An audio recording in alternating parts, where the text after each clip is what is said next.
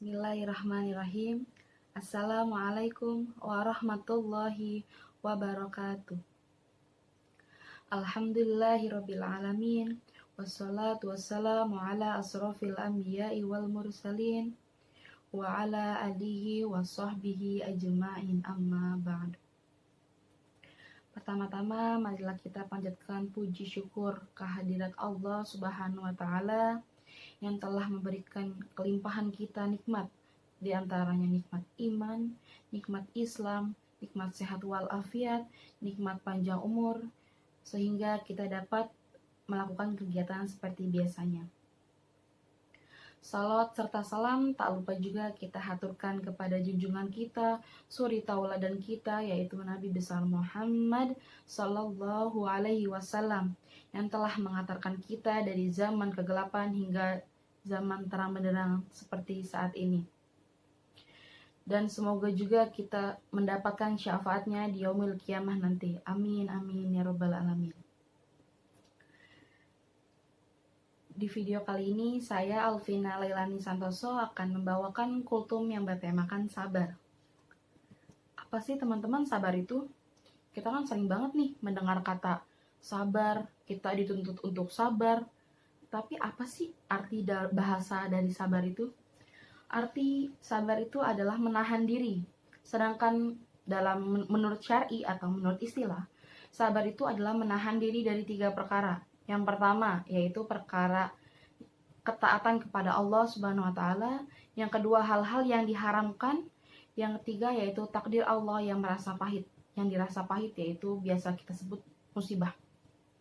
Sabar ini adalah salah satu sifat yang harus dimiliki oleh setiap mukmin.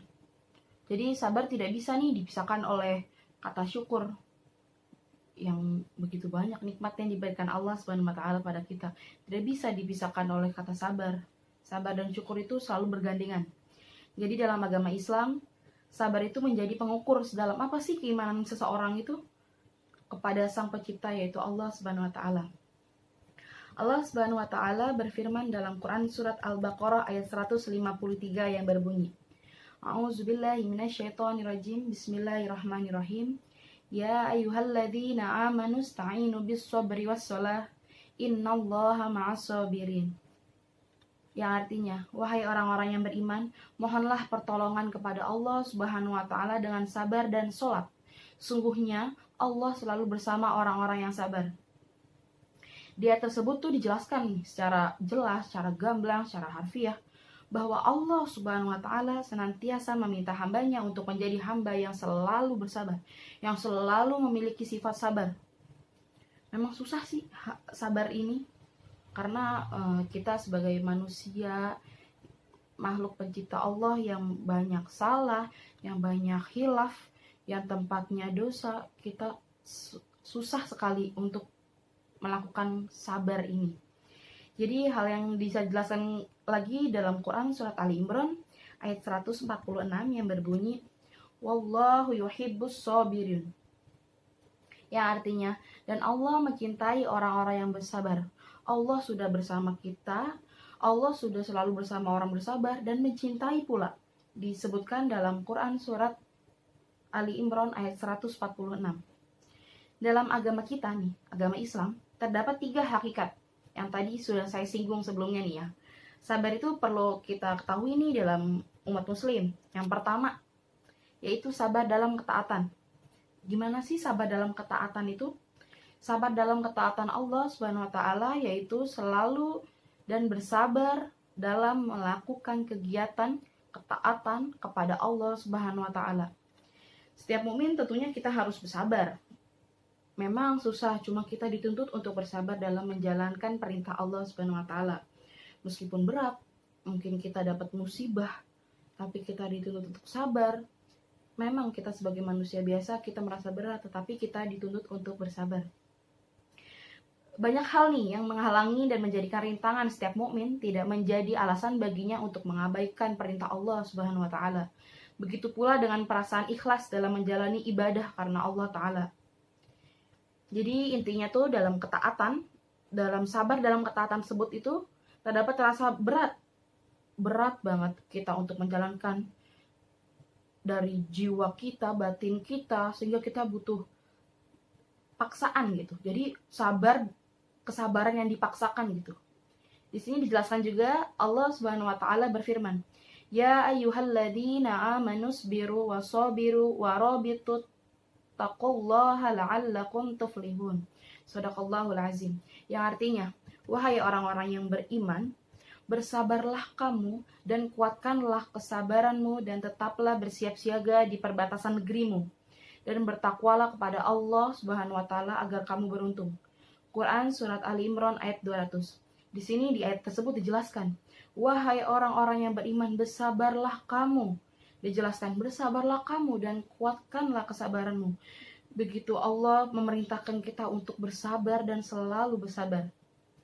Jadi di dalam ayat tersebut juga Allah Subhanahu wa taala memerintahkan orang-orang mukmin sesuai dengan konsekuensinya nih dan besarnya keberhasilannya dengan 4 hal. Yang pertama, ada sobiru, berarti menahan diri dari maksiat. Gimana sih menahan diri dari maksiat itu? Menahan diri dari maksiat itu dengan cara kita misalnya memiliki teman, mencari pergaulan, lingkungan itu yang menghindari kita deh, agar kita tidak berbuat maksiat gitu. Jadi menjauhi kita dan mengingatkan kita akan hal-hal yang baik yang diperintahkan Allah agar kita tidak terjerumus dalam lubang neraka nanti. Amin amin ya rabbal alamin. Yang kedua ada sobiru, berarti menahan diri dalam melakukan kepatuhan. Gimana sih menahan diri dalam melakukan kepatuhan? Menahan diri dalam melakukan kepatuhan yaitu menahan dengan selalu mengingat perintah Allah, selalu melakukan sholat 5 waktu, membayar zakat, berpuasa, menyayangi anak yatim piatu, terus banyak sekali kepatuhan yang harus kita lakukan. Yang ketiga yaitu ada robitu. Apa sih robitu? Jarang sekali dengar ya robitu itu apa ya?